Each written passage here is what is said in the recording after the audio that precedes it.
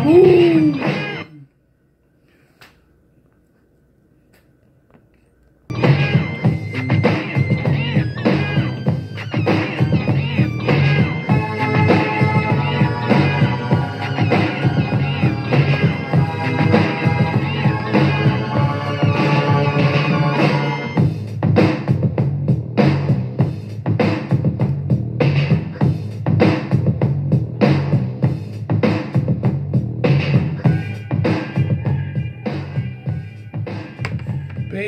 Peace.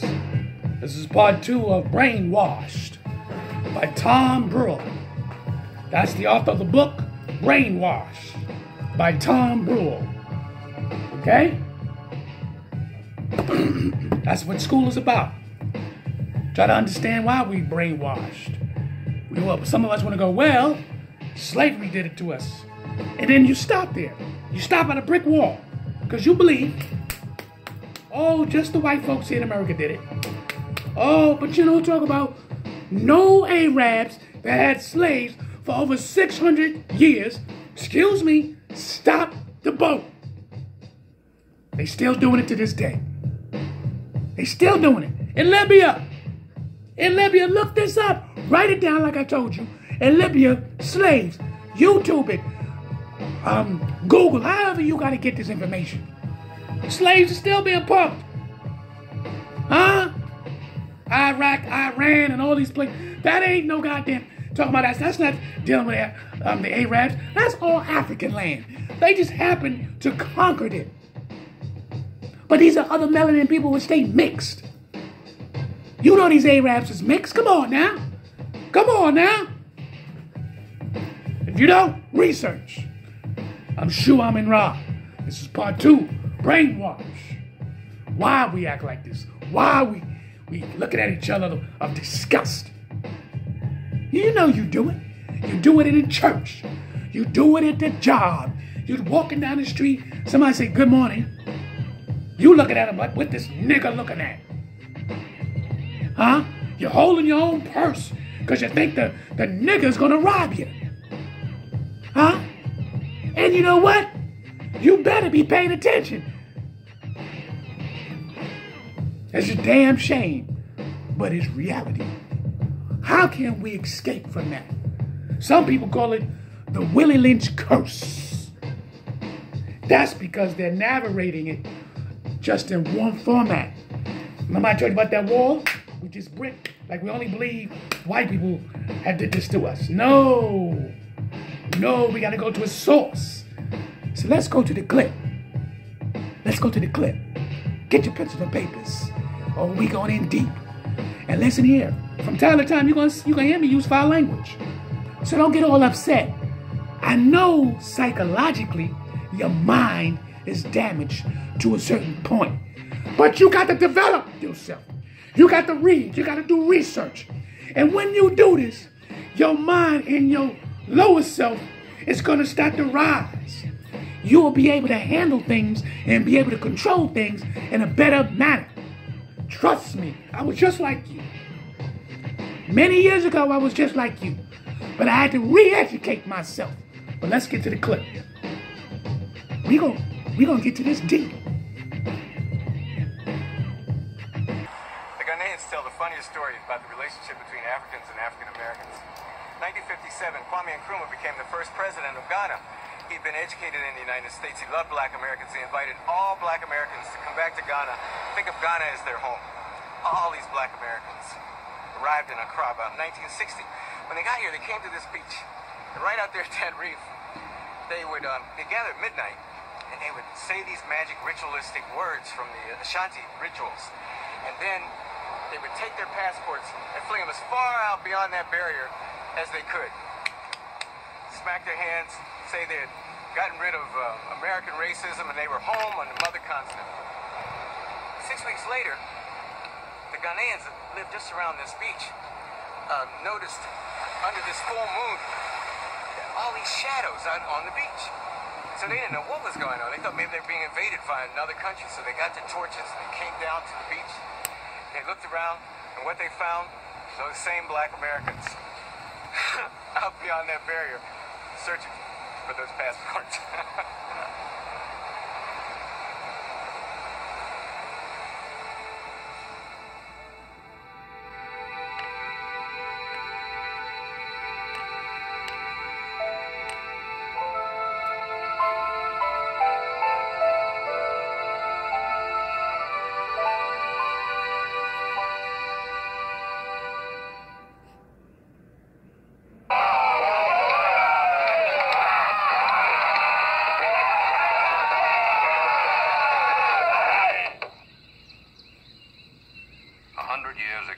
Africa was a vast, dark unknown.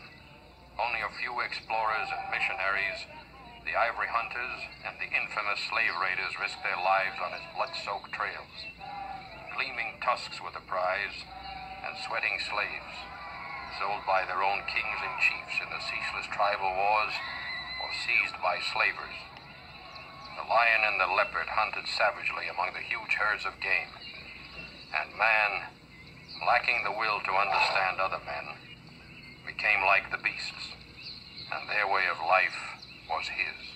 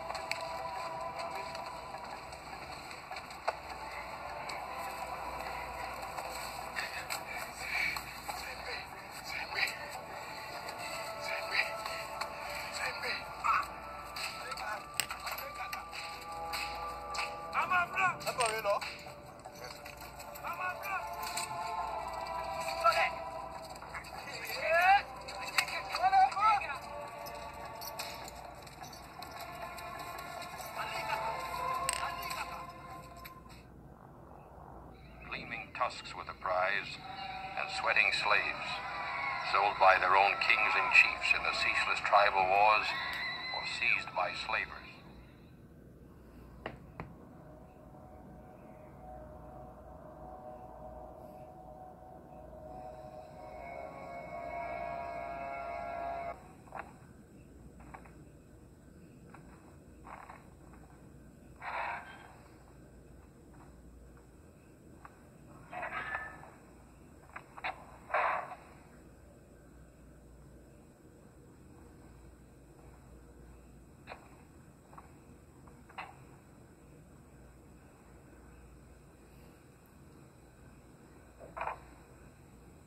We are sorry to have to drag the United Nations into it again, but there is something we must add.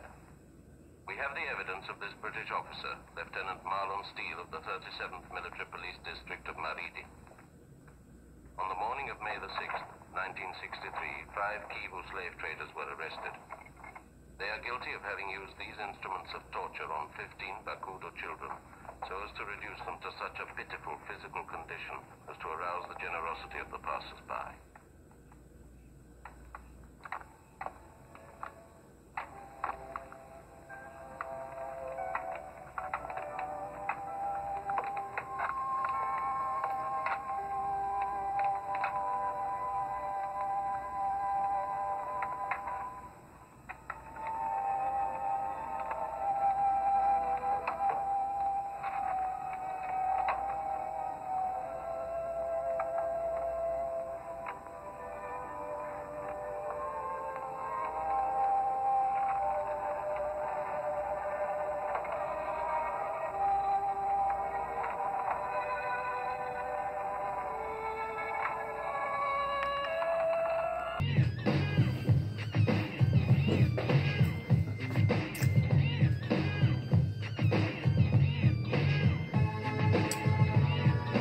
All right, y'all.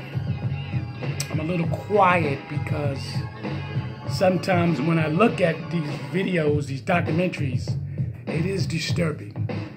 It is very much disturbing how our people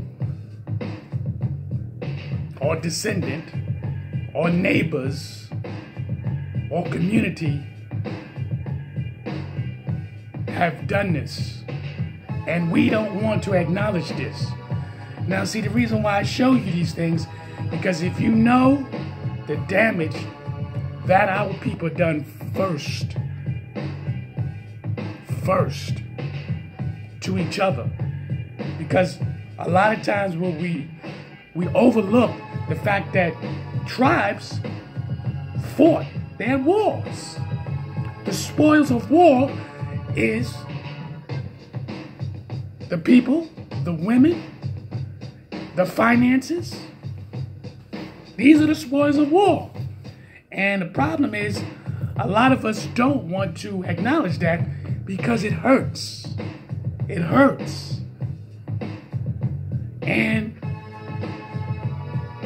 we don't want to accept that, especially here in America. Black people in America don't want to accept that African people have done this. Well, I can show you a clip. I could. It depends on how, where I'm going to roll with this. If I show you clips of gangbangers, black people, gangbanging on each other, how we just don't understand how easy you can hate each other. I went back to a source. I went to Africa and showed you documentaries. That's what you see is not in America. That's Africa. Kings and queens. You seen how those kings and queens got arrested for what they was doing to children, to African children, to hold them down, to make sure they don't do nothing out of the norm. So you have to understand yourself first. You have to understand you. Why you hate this man, this woman. Why do you hate yourself? Because it's in your DNA.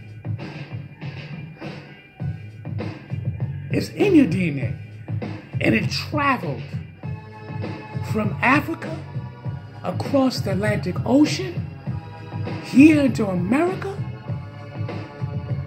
and then even in modern slaves, you got to be careful. Your own peoples are like, yo, help, get this mother, get her. What's the difference when you at your job? Wake up, family. Wake up, family. Wake up. You at the job, right? And you thought somebody was your friend. You thought y'all was sociable. You can socialize with these people. Then all of a sudden, you find out that these people are making up things about you. Or if you all was talking amongst themselves and you happen to mention certain sensitive subjects, and then the superiors hear about it and they call you. They call you. Huh? They call you. They ain't call nobody else. And next you know, you gotta justify what happened, what was said. But you wasn't the main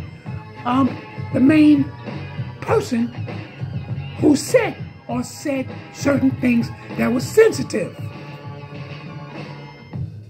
You see, then you overlook these things because you think this is reality. And then you got to make a subconscious thought. Should I rat them out? Should I tell on them on what they really said? Should I be just like them? What they've done to me? You wasn't thinking like that. You see, to be brainwashed, it can come from all angles. When you got people that's in superior over you, they're going to treat you a certain kind of way. Especially when there are emotions involved, especially when money's involved. Wake up. You ain't got to be a slave to go through that. But I just wanted to show you the origin and understanding why these things go why they're happening. That's what I wanted to do. So when you're being brainwashed, can you catapult yourself out psychologically? Yes, you can. It's not easy. Trust me, it's not easy. Especially when you're dealing with the system of things. Because most people go with the majority. They want things to be easy and comfortable. And why not? Why not? I want a comfortable life. But let's get back to what I was saying. Are you making $100,000? Because those who's making $100,000, $200,000, $300,000, of course they comfortable. But are they brainwashed? Yes. Yes, they are. They brainwashed because, first of all, you are still part of the system. The system that was created for everybody, not just black folks, but black folks are the focal point. Because they know who you are. See, they know who you are. You are the gods and the goddesses of this planet. But you don't believe that. You go, I'm a Christian. I'm whatever religion that you believe you're supposed to be in. Instead of trying to find your African spirituality. Now, you could do that here in America. You don't need to go to Africa, because in that clip I showed you, all those people went back to Ghana, and then all those people wanted to hurry up and get back home, because what they thought in their mind, it ain't what it is. You see, because if you wasn't born in Africa, in any one of those beautiful nations, it ain't what you think it is. See, a lot of people go visit Africa while they don't stay. Because you gotta be strong. It ain't just no walk in the park. See, you don't got stores in every corner. And let me make it clear. You better make sure you at the city part. You feel me? The city part. Not the bush. The bush part where they want to talk about the savages and the Guineas and all these bush people, right? Those are people who don't want to be part of the world system of things. Don't think you can live like that. You're not born like that. You're not born that way. You got to be born, and it naturally comes to you, which is the natural resource. Your natural life of who you are. Because understand this, if you don't know how to make a teepee or a hut, if you don't know how to cultivate a ground, if you don't know how to get that milk, what you gonna do? There ain't no stores. You gotta use the elements around you to live comfortable. Because the people in the bush, they live comfortable because they know how to do it. It's second nature. But you a city, second, third, or fourth, fifth generation city child, well, now you've got your spirituality, and you go, oh, I want to go back to Africa. I want to go back to Africa. That's all emotions. It's dealing with emotions, because you got to be prepared to go back to Africa. Because that climate, it got nothing to do with the climate that you're living in. Their bugs, their animals, their disease is totally different. And you was not raised in that format. You got to get shots, immune shots and all kind of stuff. Now, I'm not saying don't do it. But if you're truly ready, you got to strip off the old personality, strip off that old ways of United States of America, get rid of its whole entire concept, and walk in Africa clean as the whistle. And get prepared to understand how they live.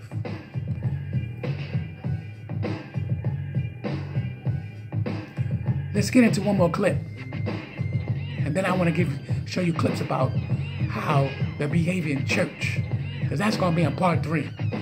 See, we got to understand the behavior, the brainwash system of thinking. You're brainwashed. You hate yourself. You got to understand that. And I'm here to give you just a small piece. And I really hope that you're writing these things down. And remember, I don't want you following me and nothing like that. You know what I mean? I just put these videos out for you to understand who you are. Don't let people play with your mind. Don't let people sit up there and go, only the white man did it. And they're not even talking about the Arabs. I mean, you be going to these stores and whatnot, spending your hard-earned money. They know about you. They know that in Libya, them Arabs put guns to people's heads. Huh? They know that. And you go into these stores and spend your hard-earned money. And I'm going to show you the clips right now about the Arabs in Libya slaving black people. Hold on. Among hundreds of millions of educated people, was under the impression that the African slave trade was the sole responsibility of the Christian Europeans, the white race. That is, until I started exploring the subject in greater depth, and especially after reading an incredibly enlightening book called The Legacy of Arab Islam in Africa by John Alambila Azuma. My whole perspective and understanding has changed dramatically, and I would like you to tell us more about this subject. The success of Muhammadan Islam in deceiving, misinforming, deforming, and contorting both history and reality over a period of almost 1400 years has been astounding. That is, until now. The greatest tragedy about this particular subject is that most of the descendants of African slavery, the black people in the Americas, around the world, as well as among the African blacks, are totally ignorant of the actual facts.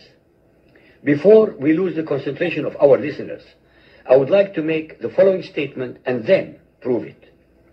That the worst, most inhumane and most diabolical institution of the black African slave trade was initiated, refined, perpetrated, and implemented by the Mohammedan Arabs and later aided and abetted by the black converts to Mohammedan Islam. I predict that, as usual, the two subcultures, those of denial of facts and of political correctness, will attack us without once disproving a single statement and or conclusion that we make. Slavery was not created by the white races, because it has existed throughout a human history and practiced by every tribe, culture, civilization, racial group, and religion. In fact, the very word slavery has its root in the name Slav, based upon the Slavic peoples of Europe who were subjugated by other Europeans. It is not common knowledge that the Arabic word abd is synonymous with the meaning of slave. For example, Abdullah means literally the slave of Allah, and that in the language of the Arabs, all black peoples are called abid, plural, for slaves. While much has been written concerning the transatlantic slave trade, surprisingly little attention has been paid to the Islamic slave trade across the Sahara, the Red Sea, and the Indian Ocean. While the European involvement in the African transatlantic slave trade to the Americas lasted for just over 3 centuries, the Arab involvement in the African slave trade has lasted 14 centuries, and in some parts of the Mohammedan world is still continuing to this day. The birth of Mohammedan Islam and its conquests brought about the birth of institutionalized, systematized, and religiously sanctioned slave trade on a massive and global scale. In fact, the Quran allows the taking of slaves as booty or reward for wars of aggression against any and all unbelievers, most of the human population. This has led to an enormous number of so-called holy wars, jihad in Arabic. There was and is absolutely nothing holy about these wars, which are primarily to plunder, slaughter, rape, subjugate, and rob other human beings of their wealth, produce, freedom, and dignity. Mohammedan Muslim states and tribes attacked other non-Muslim groups to achieve these objectives. Although Islamic jurisprudence laid down regulations for the treatment of slaves, however, incredible and heinous abuses have occurred throughout the history of Mohammedan Islam. By the Middle Ages, the Arabic word abd was in general used to denote a black slave, while the word mamluk referred to a white slave. Ibn Khaldun, 1332 to 1406, the preeminent Islamic medieval historian and social thinker, wrote, "The Negro nations are, as a rule, submissive to slavery, because they have attributes that are quite similar to dumb animals." It should also be noted that black slaves were castrated based on the assumption that the blacks had an ungovernable sexual appetite. When the Fatimid Caliphate came to power in Egypt, they slaughtered all the tens of thousands of black military slaves and raised an entirely new slave army. Some of these slaves were conscripted into the army at age 10. From Persia to Egypt to Morocco, slave armies from 30,000 to up to 250,000 became commonplace.